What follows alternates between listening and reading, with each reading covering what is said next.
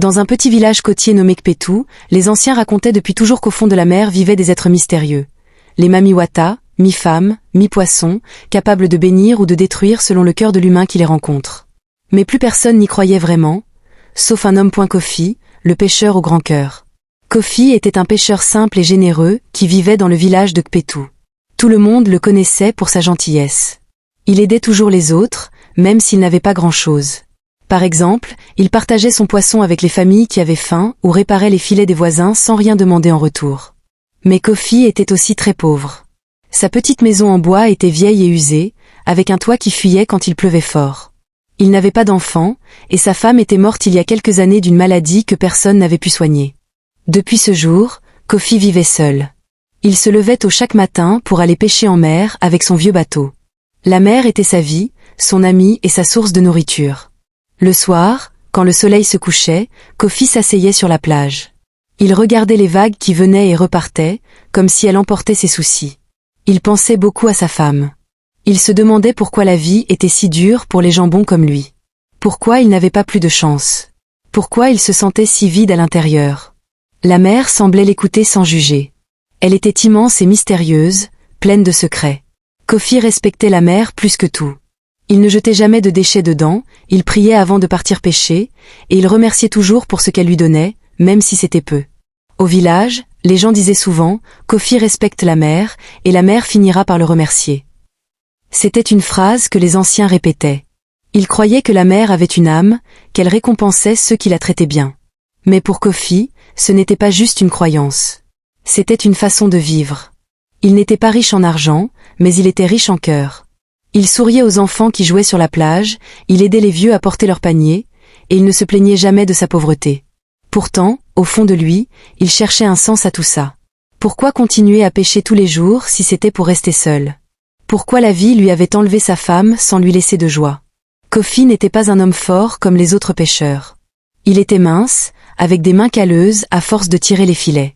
Ses cheveux commençaient à grisonner, et ses yeux étaient doux, toujours un peu tristes. Il portait les mêmes vêtements usés jour après jour, un pantalon rapiécé et une chemise décolorée par le sel de la mer.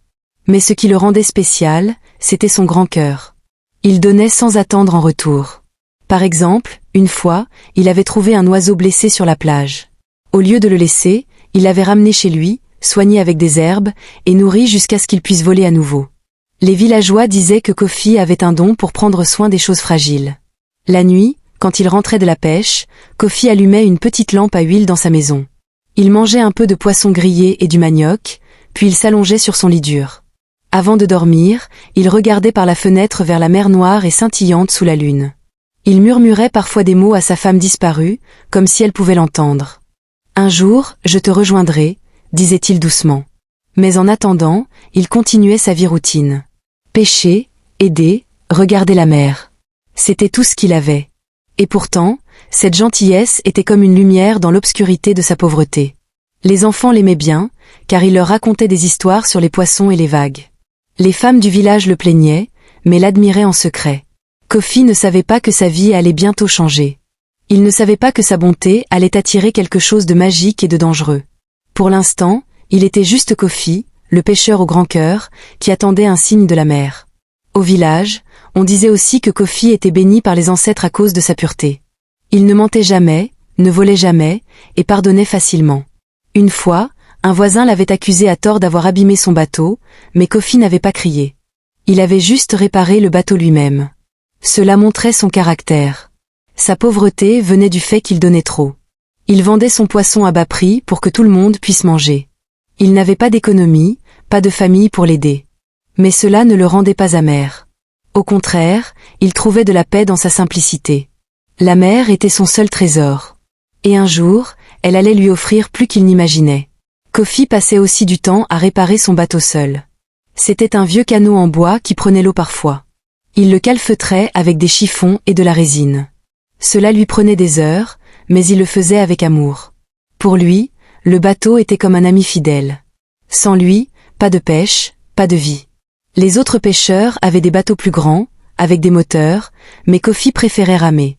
Cela le rapprochait de la mer, disait-il. Il sentait les vagues sous ses mains, le vent sur son visage. C'était sa façon de se connecter au monde. En résumé, Kofi était un homme ordinaire avec un cœur extraordinaire. Sa gentillesse illuminait le village, même dans sa pauvreté. Il vivait pour les petits moments, un bon poisson dans le filet, un sourire d'un enfant, le bruit apaisant des vagues. Mais la solitude pesait lourd. Depuis la mort de sa femme, il n'avait plus ri vraiment. Il cherchait un sens, une raison de continuer. Et la mère, qu'il respectait tant, allait bientôt lui répondre d'une manière inattendue. Les villageois avaient raison, la mère finirait par le remercier. Mais à quel prix? Ce soir-là, le ciel était sombre et menaçant au-dessus de Kpetou. Les nuages noirs s'amoncelaient comme des montagnes géantes, et le vent hurlait comme un animal sauvage. La mer, d'habitude calme et accueillante, était devenue furieuse. Les vagues s'écrasaient sur la plage avec un bruit assourdissant, envoyant des éclaboussures d'eau salée partout. Les pêcheurs du village avaient rentré leurs bateaux tôt dans la journée. Les anciens avaient averti tout le monde, une grande tempête arrive. Restez chez vous, fermez les portes. Les enfants étaient excités au début, mais bientôt ils avaient peur du tonnerre qui grondait comme des tambours de guerre. Les femmes préparaient des bougies et de la nourriture sèche, au cas où l'électricité sauterait. Kofi, comme toujours, était inquiet pour ses filets. Ils étaient sa seule source de revenus. Sans eux, pas de poissons à vendre, pas de nourriture pour les jours suivants. Il les avait laissés dans l'eau de Chêne, près des rochers, pour attraper plus de prises. Mais avec cette tempête, il risquait d'être emporté ou déchiré. Kofi ne pouvait pas supporter l'idée de tout perdre. Malgré les avertissements de ses voisins qui criaient « Kofi, ne sors pas. C'est dangereux. La mer va t'avaler. » Il enfila son vieux ciré jauni et prit une lampe torche. « Je reviens vite », dit-il en fermant la porte de sa maison. Son cœur battait fort, mais sa détermination était plus grande que la peur. Dehors, la pluie tombait comme des seaux d'eau. Le vent le poussait en arrière, et ses pieds glissaient sur le sable mouillé. Il courut vers la plage, la lampe balayant l'obscurité. Les vagues étaient énormes, hautes comme des murs. Elles rugissaient et se brisaient avec violence, emportant des branches et des déchets. Kofi arriva enfin près de l'endroit où étaient ses filets. L'eau montait rapidement, trempant ses jambes. Il tira sur les cordes avec toute sa force, mais c'était dur. Les vagues le frappaient, le faisant chanceler. L'eau froide lui coupait la respiration. Il toussait, crachait, mais continuait. « Allez, tiens bon », murmurait-il à ses filets comme à un ami. Soudain, au milieu du chaos, Kofi aperçut quelque chose d'étrange. Une lueur faible, comme une lumière dorée, brillait sous l'eau, près de ses filets. Ce n'était pas un poisson ordinaire, car ça ne bougeait pas comme ça. Et puis, il entendit un son. Une voix douce, presque un gémissement, qui perçait le bruit de la tempête. C'était mélodieux, triste, comme un appel à l'aide. Kofi Esseritanet. Son Koeur Seserra. Était-ce un animal blessé? Ou pire, un enfant emporté par les vagues? Il n'y avait personne d'autre dehors. La curiosité et la compassion prirent le dessus. Oubliant le danger, il s'approcha plus près de l'eau. Les vagues le mouillaient jusqu'à la taille maintenant. Il pointa sa lampe vers la lueur. La voix se fit plus claire, un murmure faible, comme un chant étouffé par l'eau. Kofi sentit un frisson le parcourir.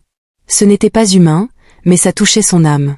Il tira sur le filet, et la lueur remonta un peu. Quelque chose était pris dedans. Pas un poisson, pas un débris. Quelque chose de vivant. La tempête redoubla d'intensité. Un éclair illumina le ciel, et pendant une seconde, Kofi vit une forme étrange, longue, scintillante, avec des écailles. Son esprit refusa d'y croire au début. Les légendes des Mami Wata? Non, c'était impossible. Mais la voix gémissait encore, plus faible. Kofi n'hésita plus. Il plongea les mains dans l'eau froide, ignorant le risque. Une vague géante arriva, le renversant presque. Il se rattrapa à un rocher, le corps trempé et gelé. La pluie battait son visage comme des aiguilles. Mais il continua à tirer. Le filet était lourd, alourdi par ce qu'il contenait. Enfin, il hissa la chose sur la plage.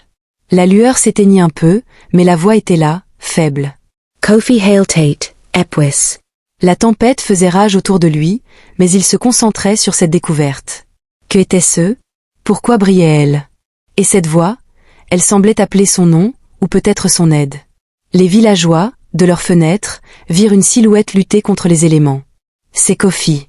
Il est fou, crièrent-ils. Mais personne n'osa sortir. La mer était trop en colère. Kofi, seul face à l'océan déchaîné, sentit pour la première fois une connexion plus profonde. La mer lui parlait peut-être vraiment. Il ramassa ce qu'il avait trouvé dans ses bras, lourd et froid. Il courut vers sa maison, glissant sur le sable. Derrière lui, la tempête continuait, mais il avait sauvé quelque chose ou quelqu'un.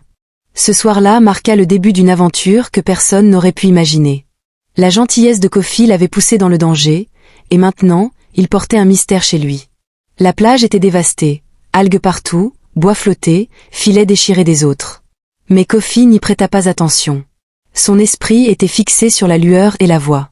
Était-ce un signe? La mer le remerciait elle enfin? Ou était-ce une malédiction? Il ne savait pas. Tout ce qu'il savait, c'est qu'il ne pouvait pas laisser cette créature souffrir.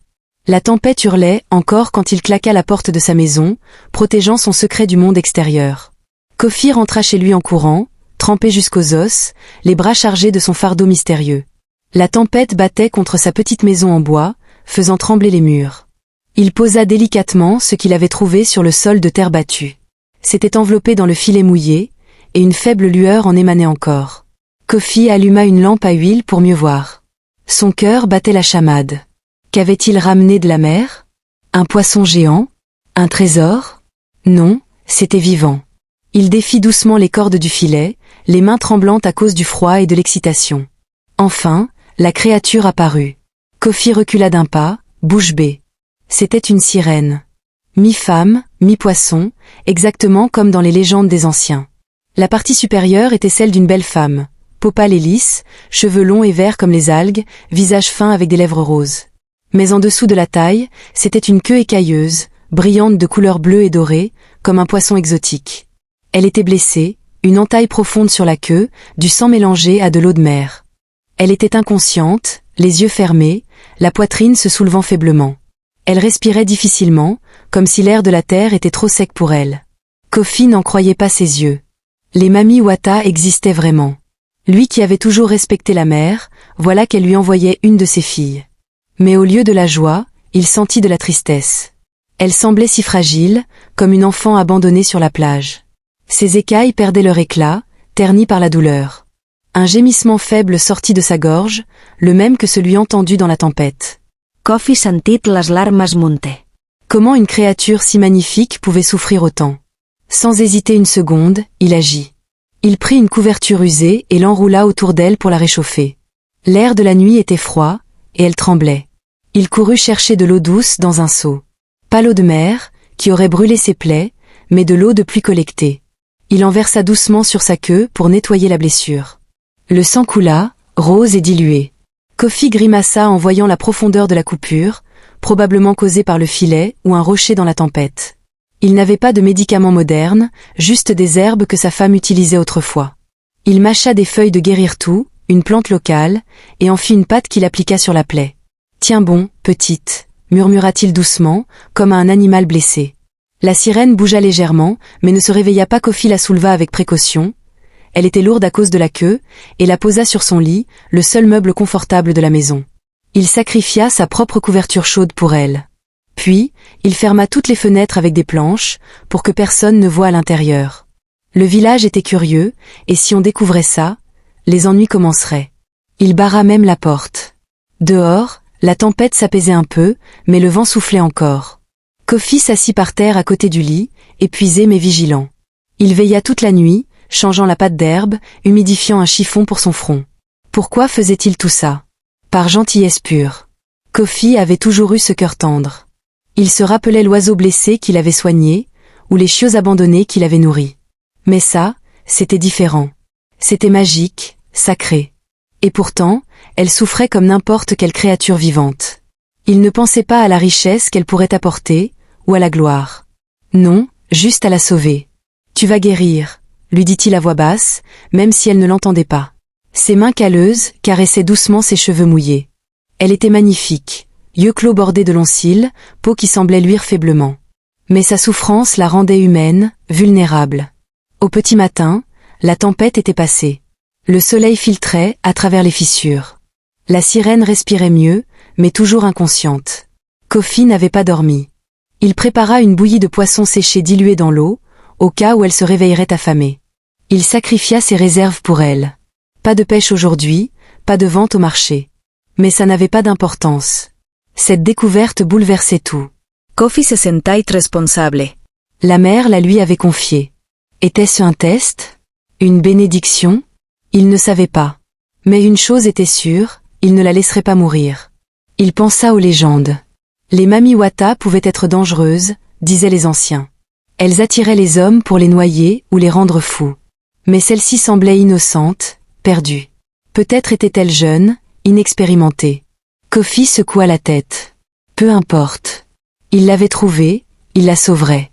Il murmura une prière aux ancêtres pour la guider. La maison était silencieuse, sauf le bruit de sa respiration.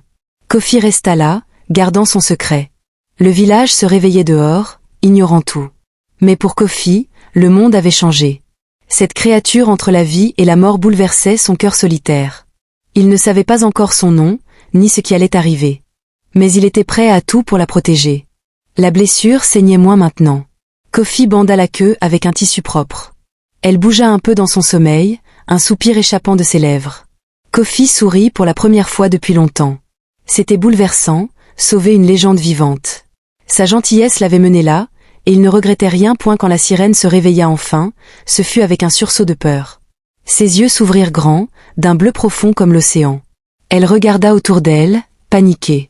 La maison de Kofi était simple, mur en bois, sol en terre, une table bancale, un lit où elle était allongée. Pour elle, qui venait des fonds marins, c'était un monde étrange et sec.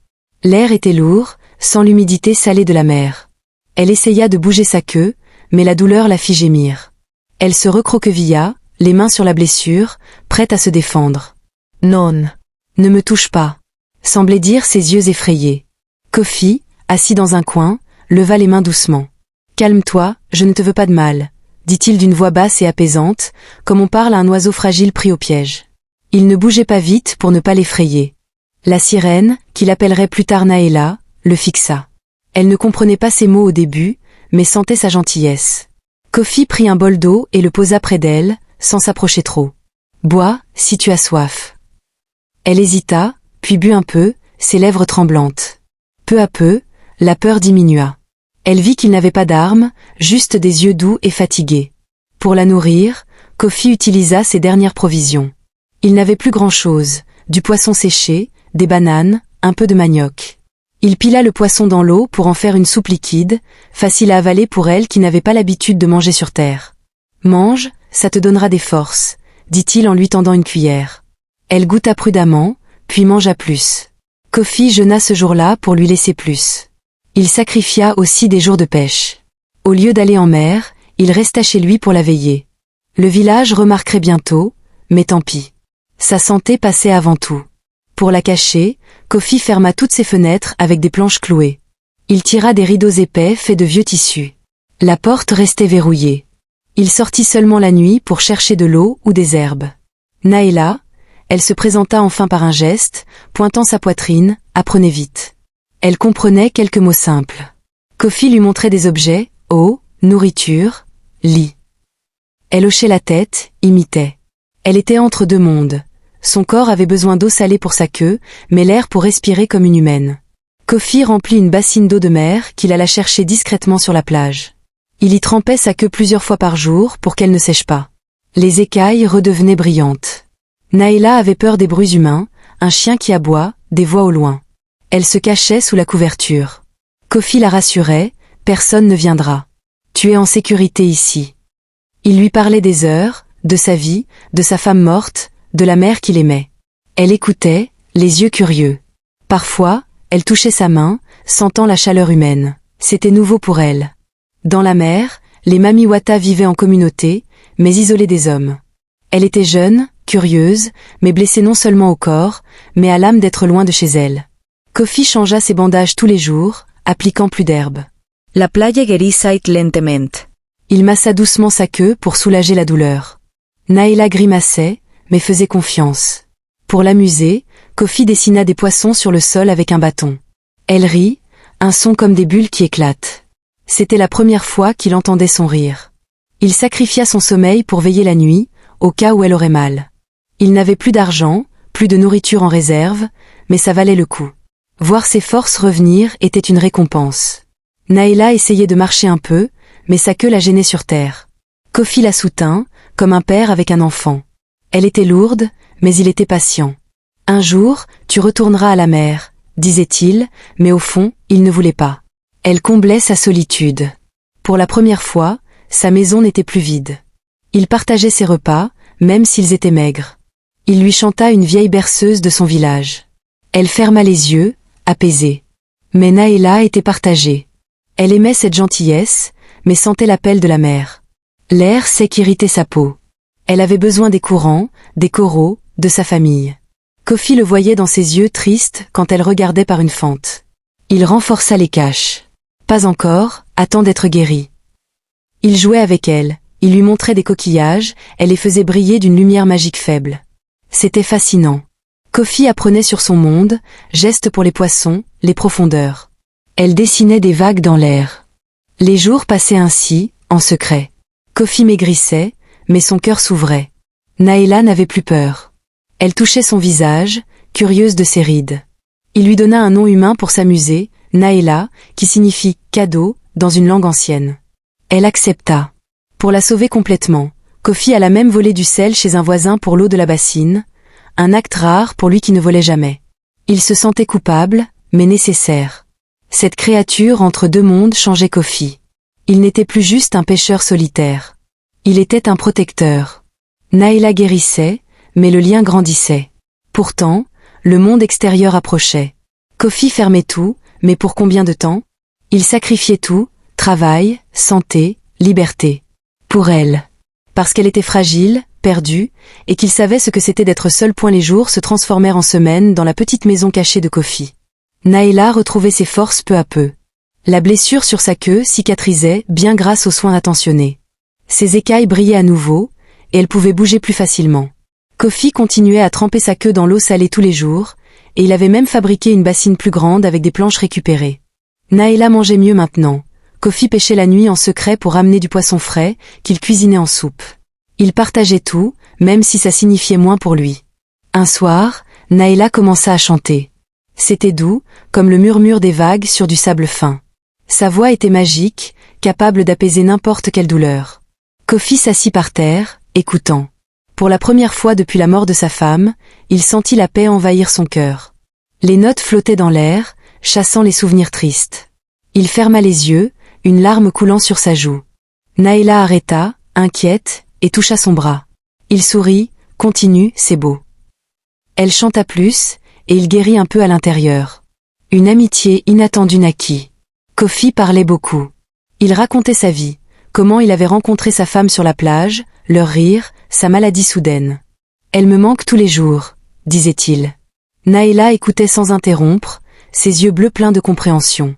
Elle ne parlait pas beaucoup, sa voix était pour le chant, mais elle communiquait par gestes. Elle pointait la mer par la fenêtre, mimait des poissons nageants. Kofi riait, un vrai rire pour la première fois. Elle chantait, il se sentait moins seul. La maison, autrefois silencieuse, était pleine de sons, ses histoires, ses chants. Ils jouaient comme des enfants. Kofi lui montrait des objets humains, une tasse, un couteau.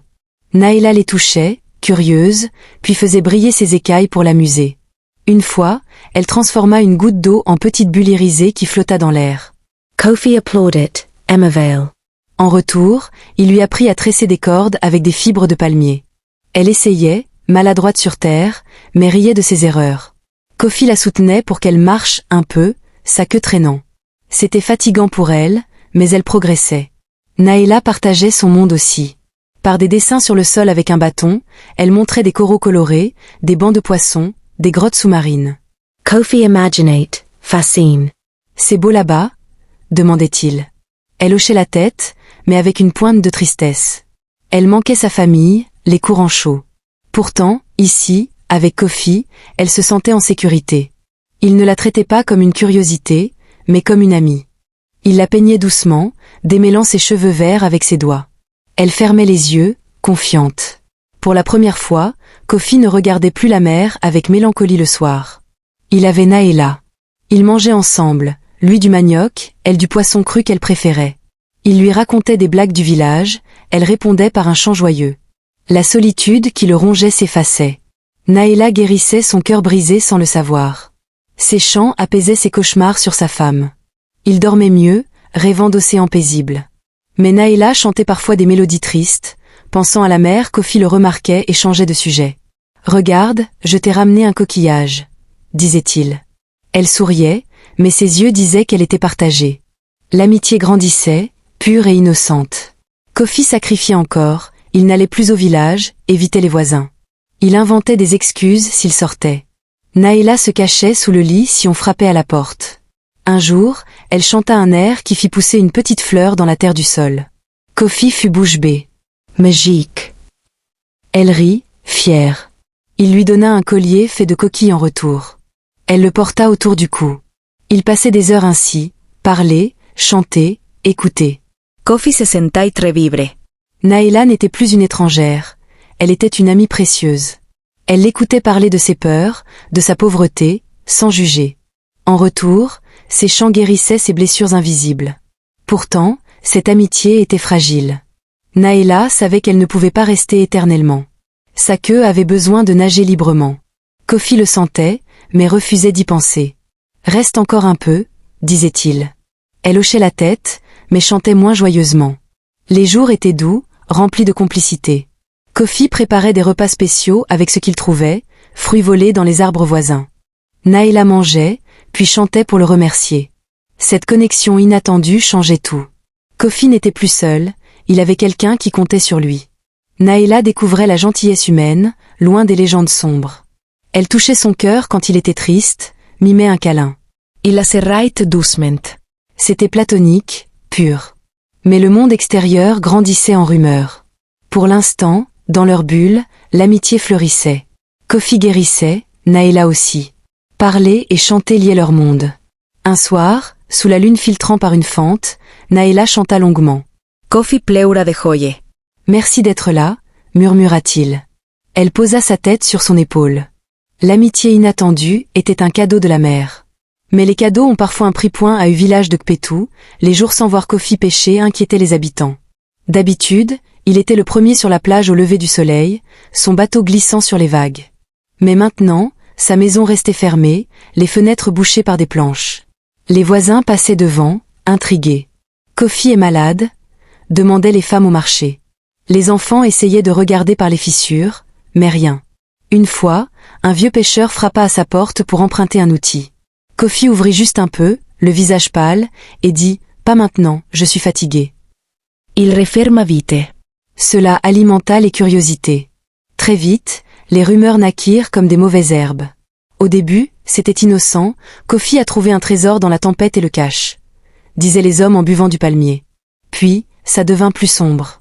On avait vu Kofi sortir la nuit, portant des seaux d'eau de mer, pourquoi de l'eau salée chez lui? Il n'a pas de bassin, chuchotaient les commères. Et puis, il y avait ces sons étranges.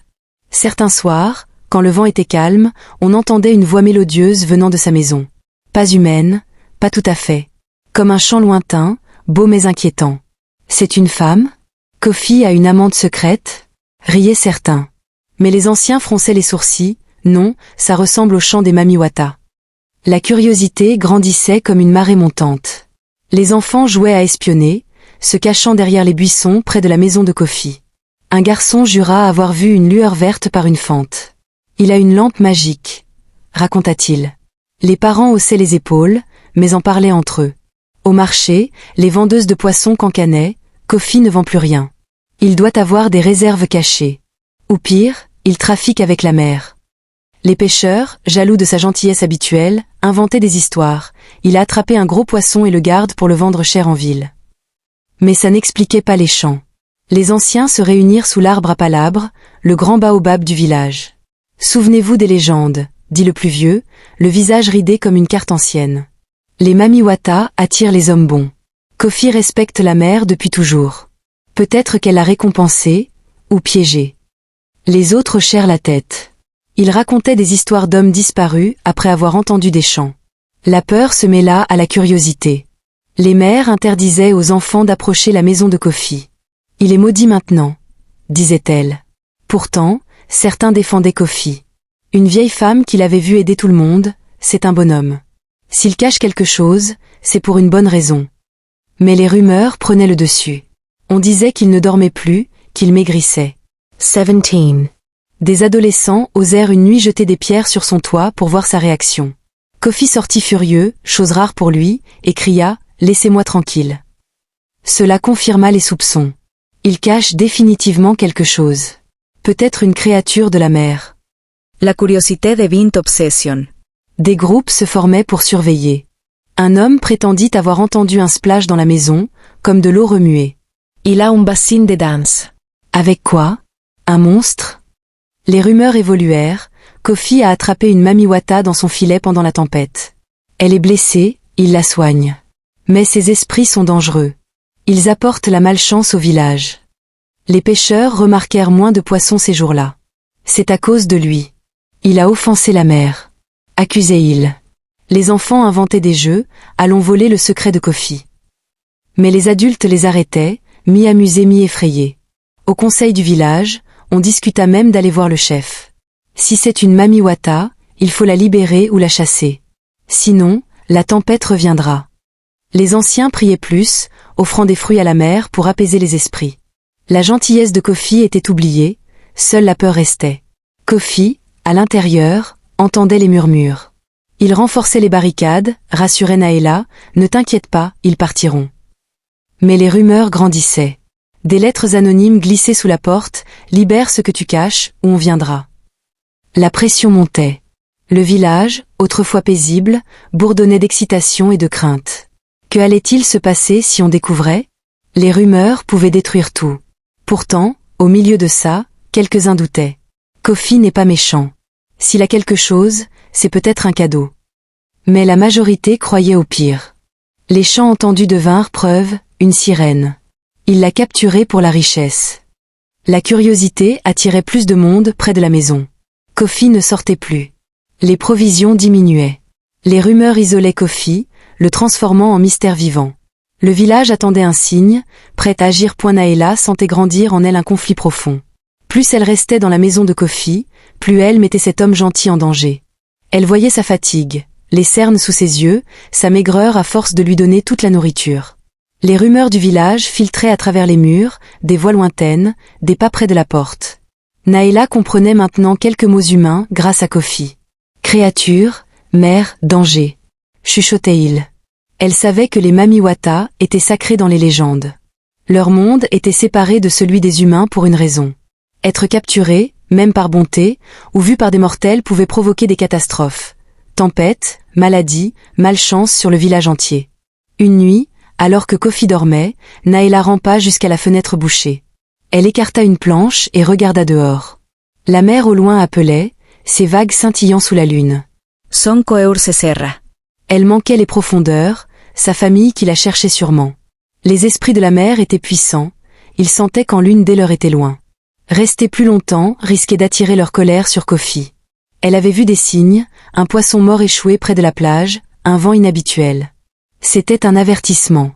Le lendemain, Naëla supplia Kofi. Par gestes et mots simples qu'elle avait appris, mer, retour, danger, toi. Elle pointa la porte, mime à nager. Ses yeux pleins de larmes. Kofi secoua la tête. Non, tu n'es pas assez forte. Là-bas, tu es en danger. Les requins, les filets des autres pêcheurs. Ici, personne ne te fera du mal. Je te protège. Il la serra doucement, comme une sœur. Mais Naëla insistait, touchant son cœur. Toi. Elle savait les règles ancestrales, un humain qui retient une mamiwata pêchère. Kofi refusait de comprendre. Pour lui, la mer était cruelle. Elle avait pris sa femme indirectement par la maladie côtière. Ici, Naëla était en sécurité. Il jouait avec le destin sans le savoir. Reste, on est amis. Je sacrifie tout pour toi. Il renforçait les caches, sortait moins. Mais Naëla voyait sa solitude se transformer en attachement aveugle. Il ne voulait pas la perdre, comme il avait perdu sa femme. Cela le rendait égoïste sans le vouloir. Naëla chantait moins joyeusement, ses mélodies teintées de tristesse. Elle essayait de lui expliquer par dessein, une vague en colère engloutissant une maison. Si je reste, malheur. Le dilemme torturait Naëla. Elle aimait Kofi, sa gentillesse était rare. Il l'avait sauvée sans rien demander.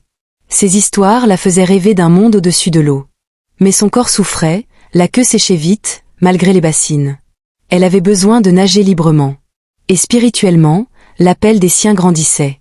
Elle sentait des vibrations dans l'air, comme des appels sous-marins. Rester mettait Kofi en péril physique, le village pourrait forcer la porte, et spirituel, les esprits puniraient l'offense. Une après-midi, Naëla pleura au Penly.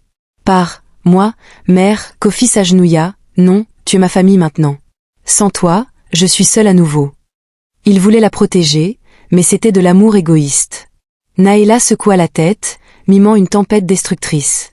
Elle savait que les Mami Wata pouvaient bénir ou maudire. Sa capture involontaire offensait l'équilibre. Des catastrophes viendraient, pluie torrentielle, poissons fuyants, maladies. Déjà, les rumeurs montraient la tension. Kofi argumentait, le village oubliera. Je te cacherai mieux. Il cloua plus de planches, mais Naëla voyait sa peur. Il jouait avec le feu. Elle essaya une dernière fois, elle chanta un air d'avertissement, doux mais urgent. Kofi écouta, apaisé, mais ne comprit pas le message. Ton chant me guérit, reste pour ça. Son attachement aveugle l'aveuglait au danger réel. Naëla se sentait coupable, sa présence causait ça. Elle avait voulu guérir, explorer, mais maintenant, elle devait partir pour le sauver. Le dilemme culmina une nuit. Naëla entendit des voix dehors, on entre demain s'il ne parle pas. Le village approchait. Elle secoua Kofi, maintenant mère ou mort. Il refusa encore, je te porte là-bas quand tu seras prête, mais pas seule. Il ne voyait pas qu'il retardait l'inévitable. Naëla pleura en silence. Elle aimait son protecteur, mais l'amour doit savoir lâcher. Rester détruirait tout. Elle décida en secret, elle partirait coûte que coûte. Mais comment convaincre Kofi? Son cœur se brisait entre gratitude et devoir. Les deux mondes tiraillaient.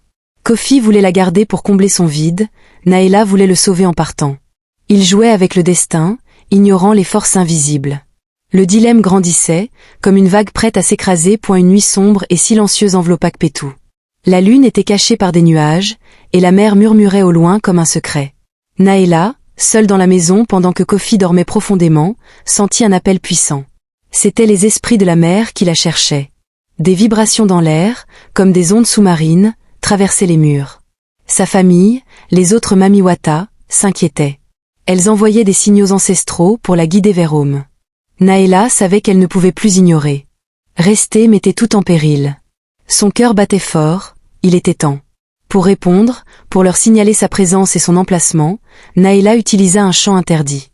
C'était un appel ancien, enseigné seulement aux Mami Wata en danger extrême.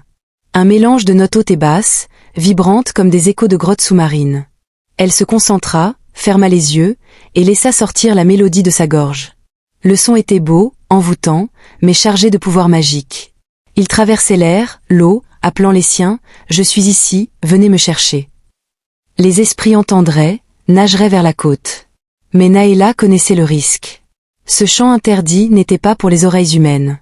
Quand un mortel trop proche l'entendait, surtout un avec un cœur sensible, il réveillait des émotions incontrôlables. Joie extrême, tristesse infinie, regrets enfouis. Parfois, ça rendait fou. Parfois, mortel. Le corps humain n'était pas fait pour cette puissance sacrée. Naëla hésita un moment, regardant Kofi endormi. Il avait été si bon. Mais elle devait partir pour le sauver. Le village était trop proche, les esprits arriveraient bientôt. Elle chanta plus fort, les larmes aux yeux. Kofi s'agita dans son sommeil. Le chant pénétra son rêve, comme une vague douce mais insistante. Il ouvrit les yeux, confus. La mélodie remplissait la pièce, vibrante, appelant son âme. Il se leva, attiré malgré lui. Naëla, qu'est-ce que... murmura-t-il. Elle continua, ne pouvant s'arrêter maintenant. Le chant montait, pur et puissant. Kofi S. approacher, fascine. C'était le plus beau qu'il ait entendu, mais il sentait une force le tirer. Dehors, le vent se leva légèrement, répondant à l'appel. La mer s'agita, des vagues plus hautes. Les esprits venaient. Naëla chantait avec urgence, son corps luisant faiblement. Mais Kofi était trop proche. Le chant interdit toucha son cœur directement. Il s'assit par terre, les mains sur la poitrine. Des images affluaient, sa femme souriante, puis malade, puis partie. Ses regrets, ne pas l'avoir sauvée, ne pas avoir d'enfant, sa pauvreté. Tout remontait, amplifié par la magie. Naëla vit son visage changer. Elle arrêta net, horrifiée. Non. Kofi. Pardon. Gesticula-t-elle. Mais c'était trop tard. Le chant avait été lancé. Kofi haletait, les yeux écarquillés. Les émotions étaient trop fortes, comme un tsunami intérieur. Il murmura, « Pourquoi, tout ce mal ?» Le chant réveillait le pire en lui, incontrôlable. Naëla rampa vers lui, essayant de le calmer avec un toucher. Mais la puissance était en marche. Le chant interdit avait un but, guider les Mamiwata à travers les distances. Il portait loin, invisible pour la plupart, mais mortel pour un humain sensible comme Kofi. Son grand cœur, déjà brisé par la perte, absorbait tout. Naëla pleurait maintenant, sachant ce qu'elle avait déclenché. Elle avait voulu signaler sa position pour un retour rapide, pas ça. Les esprits approchaient, elle sentait l'eau vibrer. Kofi tomba à genoux, le chant résonnant encore dans sa tête même si elle s'était tue. Des larmes coulaient. « Naëla, aide-moi » dit-il faiblement. Elle chanta un air apaisant, mais le mal était fait. Le interdit ne s'effaçait pas facilement. Dehors, des bruits, le village s'agitait, certains ayant entendu un écho étrange. Les rumeurs exploseraient. Naëla prit Kofi dans ses bras, sa queue autour de lui. Elle regrettait amèrement. Ce chant était pour sa liberté, pas pour sa mort. Mais les règles étaient strictes. Les humains ne devaient pas entendre. Kofi tremblait, submerge. Le chant avait ouvert les vannes de son âme. Bientôt, les esprits arriveraient. Naëla devait agir vite. Mais pour l'instant, elle berçait Kofi, chantant doucement pour atténuer. Trop tard pour annuler. Le destin tournait, point quand le chant interdit de Naëla toucha pleinement Kofi, ce fut comme une vague géante déferlant sur son âme. Assis par terre dans la maison obscure, il sentit toutes ses douleurs enfouies remonter à la surface. D'abord, ce fut la mort de sa femme. Il revit son visage pâle sur le lit, ses derniers souffles, sa main froide dans la sienne. « Pourquoi je n'ai pas pu te sauver ?» cria-t-il intérieurement. Les regrets l'assaillirent. Ne pas avoir cherché un meilleur guérisseur, ne pas avoir gagné plus d'argent pour des médicaments. Tout amplifié par la magie du chant, comme si c'était hier. Puis vint la solitude. Des années seules, à regarder la mer vide, sans personne pour partager. Les soirées froides, les repas solitaires, les anniversaires oubliés. Personne ne m'aime vraiment, pensa-t-il, le cœur serré. Le chant faisait bouillir ses émotions, les rendant physiques. Sa poitrine doulait, comme écrasée. Les pertes s'accumulaient. Amis partis en ville, famille morte jeune, rêve d'une vie meilleure évaporée dans la pauvreté. Chaque poisson maigre dans le filet était un rappel de son échec. Les larmes qu'il n'avait jamais versées coulèrent enfin, torrent chaud sur ses joues. Kofi pleurait comme un enfant, octant. Naëla, horrifiée, essayait de le consoler, touchant son visage. « Pardon, arrête » gesticulait-elle. Mais le chant avait ouvert une porte que rien ne refermait. Kofi revivait tout. La tempête où il l'avait trouvé, sa gentillesse qu'il avait menée là, et maintenant cette douleur insupportable. « Pourquoi la mer me donne et reprend ?» murmura-t-il. Son cœur, fatigué par des années de souffrance silencieuse, ne supporta pas la puissance du chant sacré. Il était bon, sensible, mais fragile. Le corps humain n'était pas fait pour ça. La magie des Mamiwata était trop forte, conçue pour les profondeurs, pas pour un pêcheur usé. Kofi agrippa sa poitrine, le souffle court. Des images flashaient, sa femme riant sur la plage, puis son enterrement. La solitude après, les nuits sans sommeil. Tout mélangé en un chaos émotionnel. Naëla chanta un contraire doux, mais faible face au interdit. Kofi s'effondra lentement, allongé sur le sol. « Naëla, merci, pour tout » dit-il faiblement, un sourire triste. Il ne blâmait pas. Sa gentillesse persistait même dans la douleur. Les regrets finaux, ne pas avoir d'enfant, ne pas avoir voyagé. La pauvreté qui l'avait limité. Le chant les rendait vivants, poignard dans l'âme. Son corps trembla, puis se relâcha. Le cœur cessa de battre, submergé. Kofi mourut paisiblement, les yeux vers Naëla. Son visage, autrefois tendu, s'apaisa. La douleur s'en alla avec lui. Naëla hurla en silence, secouant son corps. Elle n'avait pas voulu ça. Le chant était pour son retour, pas sa mort. Dehors, la mer s'agitait, les esprits proches. Mais dedans, le drame. Kofi, brisé par l'amour et la magie point voyant Kofi s'effondrer et mourir, Naëla laissa échapper un cri silencieux qui résonna dans son âme. Des larmes coulèrent de ses yeux bleus, mélange d'eau douce et salée. Elle n'avait pas voulu sa mort. Son chant interdit visait à signaler aux esprits pour un retour rapide à la mer. Elle avait voulu rentrer chez elle, échapper au danger qu'elle posait au village et à Kofi. Elle avait voulu le sauver en partant, pas le tuer. Mais en restant trop longtemps dans son monde terrestre, elle avait exposé Kofi à une force qu'il n'aurait jamais dû connaître. La magie sacrée des Mamiwata était trop puissante pour un cœur humain fragile.